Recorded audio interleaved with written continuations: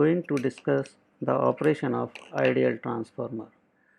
This particular be treated as the formal beginning of discussion on the performance measures and operational aspects of practical transformer.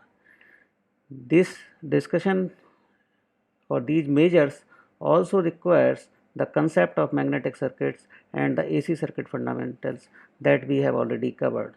As a recap, the operating principle of the transformer is revisited here.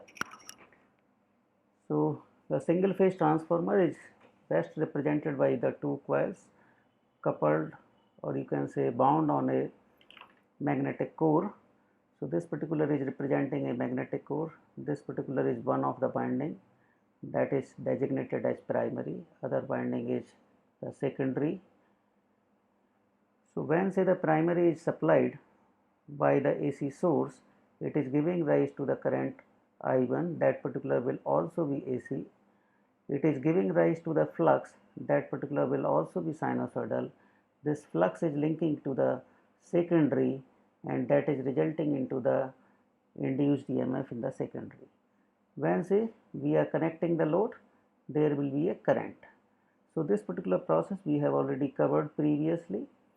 Now it is needless to mention that the two windings are electrically separated but coupled magnetically. So the transfer of energy from primary to the secondary or from one winding to the other winding takes place through the electromagnetic induction, which is regarded as the transformer action. The ideal transformer is basically based on some assumptions. So these assumptions are the winding resistances are taken as 0. There is no leakage flux, so whole of the flux or all the flux which is established by the primary is linking to the secondary. So you can say the leakage reactance is taken as 0. Previously in the magnetic circuit we have gone through that the magnetic core is resulting into the two type of losses, hysteresis and the eddy current losses. However, these losses are neglected in the ideal transformer consideration.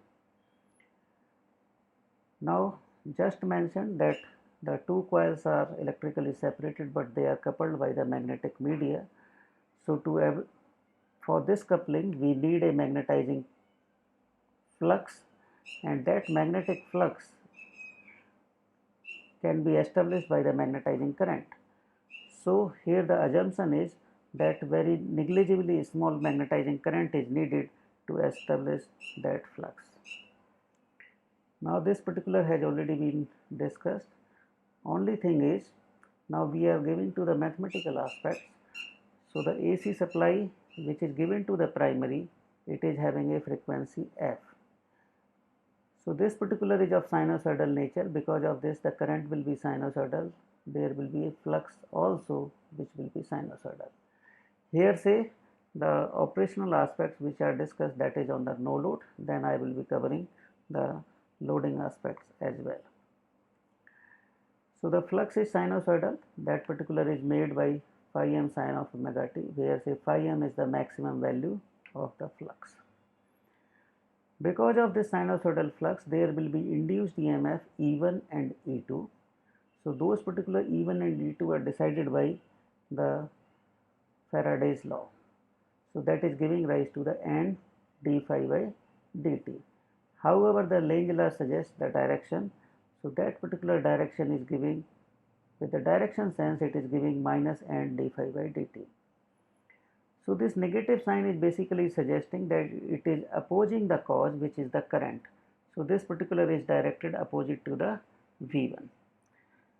Now say the flux expression is substituted in this, and when say the derivative is carried out, we will be able to find out the instantaneous value of the induced EMF E1 and E2 likewise. Then we have to have a phasor analysis. So we will be writing these two terms suitable for the phasor analysis. So only difference which has been carried out here, that the cosine term is represented into the sine, because the sinusoidal was our reference phasor for the flux. Another important aspect, that we will be writing this into the standard form of omega t plus minus theta degree. So it is to be written accordingly.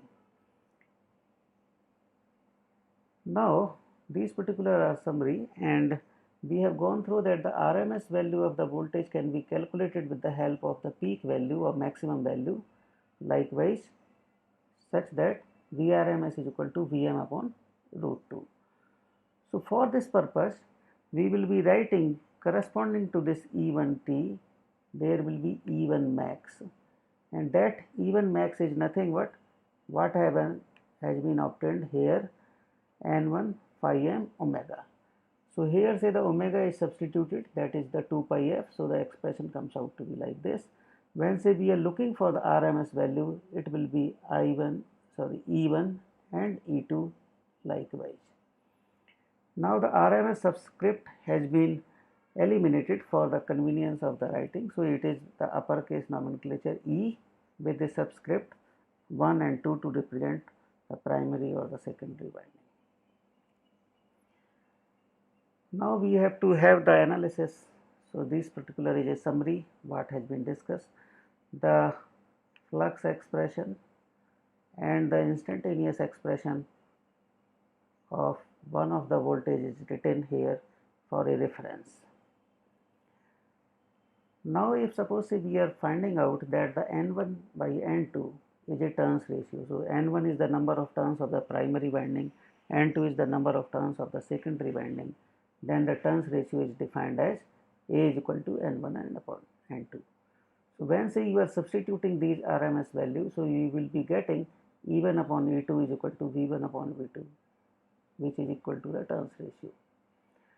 This V1 V2 are coming out because previously if you are looking at the expression is exactly same on the instantaneous basis.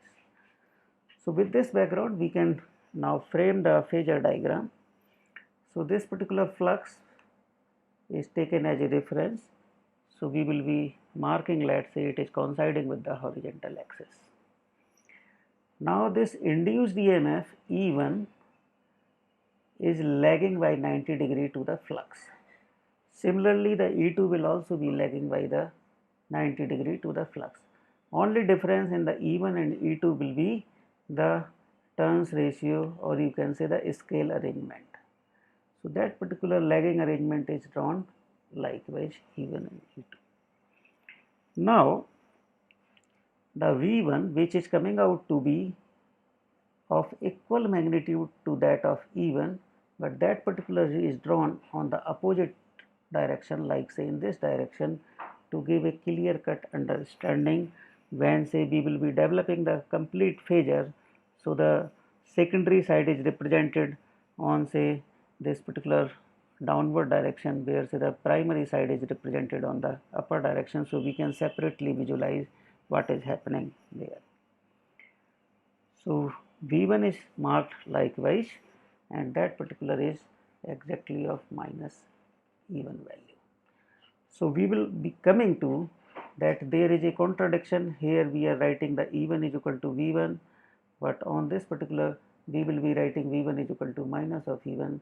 So what is the rationale behind this particular contradiction, etc., that will be also explained.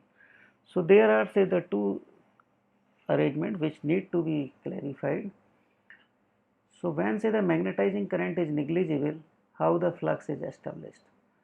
So we are considering that this particular permeability, relative permeability, is approaching to the infinity. You please be mindful, it is of very high value, approaching to the infinity, it is not exactly infinite value. So because of this there will be a negligible small magnetizing current. When say that current is so small that we can easily neglect it. However, the direction of the flux will be the direction of this magnetizing current, and that particular is taken as or coinciding with our representation with the horizontal axis. So this particular is a valid assumption when say we are considering the ideal nature.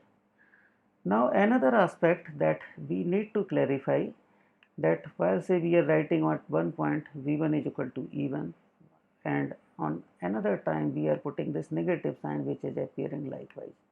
So how what is the significance and what it corresponds. So certainly the magnitudes are equal, but this particular negative sign signifies the direction of the power flow when say induced EMF is acting alone. So when say the induced EMF is acting alone, it will be supplying power to, you can say, connected something on the left side, where say when the input is given, that is V1 is acting alone, the power is transferred to something or say the electrical load on the right hand side likewise. So this particular is a valid assumption.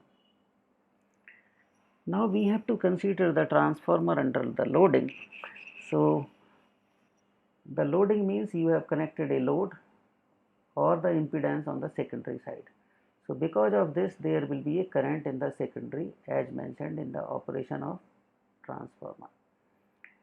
So this particular secondary current is giving rise to its own flux likewise, and that particular is going to reduce this particular original flux level. However, the flux level has to be maintained, that is a property of the magnetic material, so it will continue to draw the current. So whatever say the decrease in the flux arising because of the N2I2 MMF, that will be counterbalanced by the increase in the current or say the increase in the MMF, which is N1I1. So whatever say has been represented on the secondary, its counter current or reflected current on the primary will be I2 dash. In the ideal case, when say the other currents are neglected, so I1 will be I2 dash. So that counterbalancing of the MMF is established, and that particular is giving rise to that I2 dash upon I2 is equal to 1 upon A. As mentioned that this I2 dash is equal to I1, so the I1 upon I2 which is equal to 1 upon A, and that particular is translated in terms of N2 upon N1. So here while say the other than the current, the phasor diagram is the same as discussed previously. Here say the lagging power factor load is considered likewise. So because of this, the ideal nature, the angle is coming out to be the same, and so on. Now we have to develop the equivalent circuits likewise. So the primary side parameters are represented like V1, I1. Secondary side parameters are represented with E2, I2, and there is a load impedance. So previously we have gone through that E1 and E2 are related by the turns ratio. E1 is equal to A E2, or you can say E1 upon E2 is equal to A. Similarly, we have discussed that I2 upon I1 is also equal to A. So in that way, if suppose say this particular impedance is translated here, refer to the primary, we have to multiply it by the A square term. So ZL is the secondary parameter, I2 is a secondary parameter. When say we are referring it to the primary side, the current is to be divided by the turns ratio. Similarly, the impedance has to be multiplied by the turns ratio square. So the rationale behind multiplication is to be understood likewise. So ZL dash, which is the impedance referred on the primary side, is evaluated by E1 upon I2 dash. That particular is giving rise to the A times E2 upon I2 upon A, and this particular factor is coming. Similarly, when say we are establishing interested in the equivalent circuit referred to the secondary, so this input voltage has to be referred to the secondary likewise in this way. So in this referral process, or you can say we can eliminate this particular the transformer, and ultimately the resulting arrangement will be like that has been discussed for the AC system. Now as an example, so let the ideal transformer has the turns ratio of 2/1. The parameters are given. We have to draw the equivalent referred to the primary side. also needed to calculate the primary and secondary currents and the input power factor and the load power factor. What is done here? This is the original circuit which is given to us. So the turns ratio 2/1, impedance, load impedance is marked on the secondary likewise. Now you have basically labeled the secondary voltage to that of the primary voltage level. Correspondingly, the current is also labeled at the level of the primary. So as mentioned that we have to multiply the impedance by the turns ratio square. So that particular is 2 square, or we have multiplied it by the 4. So in this particular process, this E1 and 2 E2 they are at the same level. So this particular we can eliminate. I1 is equal to I2 by 2. So we can represent it by one arrangement. On this we have represented the equivalent impedance which is marked over here. These two impedances are added and that particular is giving rise to this particular simplified arrangement. Now the performance measures are carried out based on the same arrangement. So the I1, which is the supply voltage 200 upon 12 plus J6, this particular is coming out to be the rectangular form. This is the polar form of the representation. So this is giving rise to the 14.9 ampere with an angle 26.60. This particular angle is negative, so you can say this particular impedance is coming out to be of inductive nature. Because the supply voltage is given, so E1, which is the phasor of the input, we calculate. So 200 minus I1, because the series impedance was coming out to be 4 minus J2 in the previous diagram. So it is giving rise to the 168.6 with an angle 18.4 degree. The E2, which is related with the turns ratio, that is calculated likewise, so it is giving rise to the value. I2, that is also related with the turns ratio, so that we can easily calculate. It is having the same angle, but the magnitude is getting multiplied by the turns ratio factor. The load power factor, because of the impedance on the load is 2 plus J2, so that particular is giving rise to a 0.7071. This impedance is of R plus Jx nature, so it is of lagging power factor now. Input impedance, that particular is 12 plus J6, so correspondingly we will be having the power factor as 0.8944 lag. So here the input power factor is coming out to be better compared to this, because there was a series element which is of 4 minus J2. Because of this cancellation of the reactive component, the power factor has improved.